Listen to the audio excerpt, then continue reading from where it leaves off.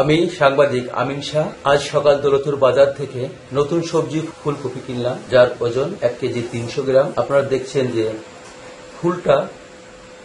ফুলটা যতটুকু আছে তার 3 গুণ থেকে ডাটা, এই ডাটা। তখন আমি দোকানদারকে বললাম যে ভাই, ফুলকপি 1 পিস কত? সে বলল ভাই পিস হিসেবে না, কেজি। কেজি কত?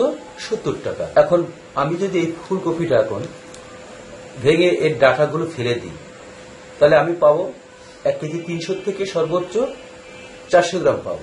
এত ডাটা রাখার পরে আমাদের যে অসুবিধা হবে, আমাদের তো ফেলে দিতে হয়, এগুলো তো খাওয়া যায় না।